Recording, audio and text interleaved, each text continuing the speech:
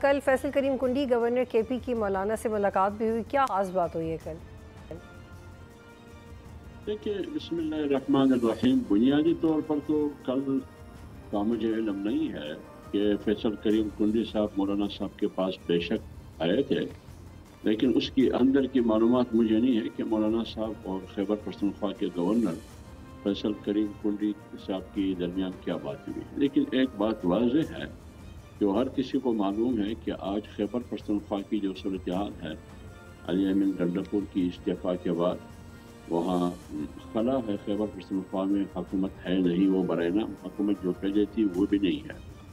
تو اس سلسلے میں فیصل کریم کنڈی کا تعلق چونکہ پیپلز پارٹی سے، اور Peoples party Khyber Pakhtunkhwa assembly میں اپوزیشن میں ہے، اور جمعیت علماء اسلام بھی اپوزیشن میں ہے، نون لیگ اپوزیشن میں ہے، ANP ہے. تو اسی سلسلے میں شاید فیصل کریم کنڈی مولانا صاحب کے پاس آئے تھے کہ خیبر پختونخوا کی اسمبلی کی صورتحال یہ ہے کہ ابھی آگے کیا کرنا ہے. تو میرے خیال میں ابھی تک تو جمعیت علماء اسلام کا کوئی ایسا فیصلہ ہے نہیں، اور نما کریم کنڈی کی اور مولانا صاحب کے درمیان جو باتیں ہوئی تھی، بیسک باتوں کو مجھے کوئی علم نہیں ہے. البتہ ملاقات ہوئی ہے، اس میں یہی باتیں مجھے یقین ہے کہ یہی خیبر پختونخوا کی جو آنے والی صورتحال ہے کہ حکومت کس کی بنے گی، کون ہوں گے، کیا اپوزیشن کوئی کردار ادا کر سکتا ہے، نہیں کر سکتا. عبداللہ صاحب، کیا آپ اس موقع کو اس طرح استعمال کرنا چاہیں گے کہ آپ کی پارٹی کا وزیر اعلیٰ آئے اور آپ اس میں نون لیگ اور پیپلز پارٹی کی سپورٹ حاصل کریں؟ بات یہ ہے کہ ابھی تک تو میرے خیال میں بات یہاں تک نہیں پہنچی ہے کہ جمعیت علماء اسلام کو وزارت اعلیٰ کی آفر ہوگی یا نہیں ہوگی. کیا اس ہائیبرڈ نظام میں، آپ کو پتہ ہے ہائیبرڈ نظام میں کیا چلانے والوں کو اور لانے والوں کو جمعیت علماء اسلام کو موجودہ صورتحال میں وہ ان کے لیے سوٹ کرتا ہے یا نہیں کرتا. وہ موجودہ صورتحال میں جمعیت علماء اسلام ان کے لیے، ان لوگوں کے لیے پسندیدہ جماعت ہے یا نہیں ہے.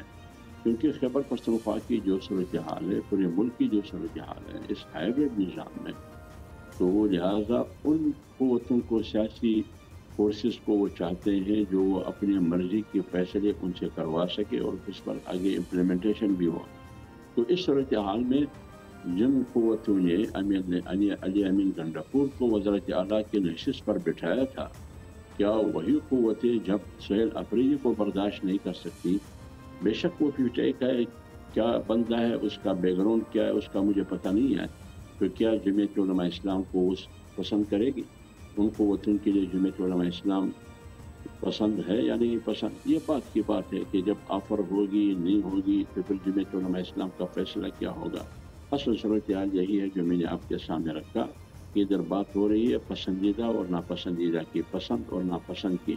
کون پسند ہے؟ لیکن عبداللہ صاحب، وہ پسند اور ناپسند تو PTI کے اندر سے بھی آ رہی ہے نا. جیسے علیمہ خان اور فریکشن تھی، وہ بالکل انفلوئنس اس بات نے بھی کیا ہوگا اس فیصلے کو.